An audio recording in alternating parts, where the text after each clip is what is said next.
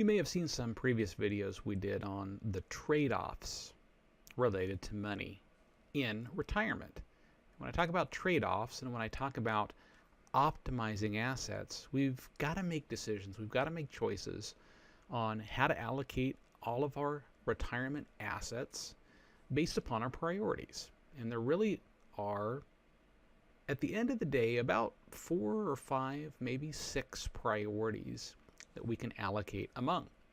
Previous videos talked about what the priorities were and some of the tensions that occur when we try to determine how much is enough to put in that particular priority.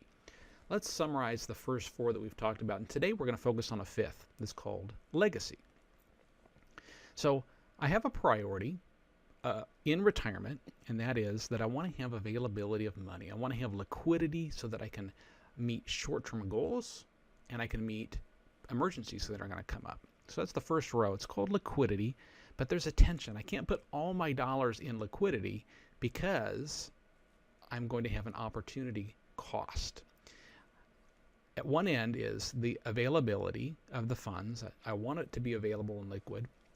And the other end of the tension is the interest rate that I'm going to get.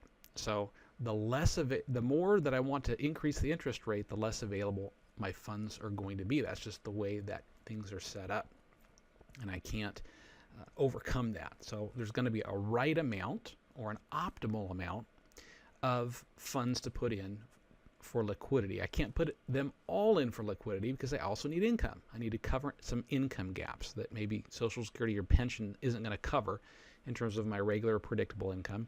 So I've got a tension there. I can't put all my money in the priority of income because I've got not only needs for income and liquidity, but also protection and growth and legacy.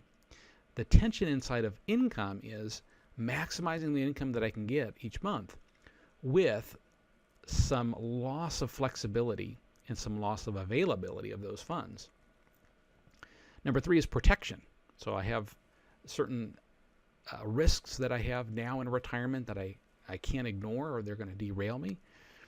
There's a right amount of money or an optimal amount of money to put in to protect from these potential risks. But the tension occurs where I want maximum coverage, but I also want to not have to put all my dollars in for protection. This is kind of an unsexy use of money. So I've got this opportunity cost on one end, and I've got the maximum coverage on the other end. So there's a place there between the two tensions where there's the right amount of money for protection. And then finally, growth, before we get to legacy, is I want maximum growth, but I also have this tension where I want to have some level of protection of the money.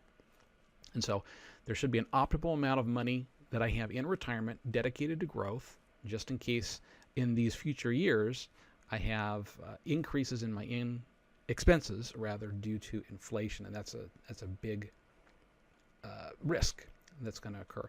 So finally, here I am.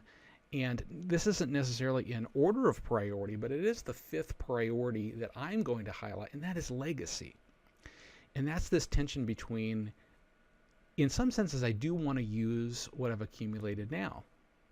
I have income needs, I have liquidity needs, I have protection and growth needs. And that's here, and that's now, and that's during my retirement.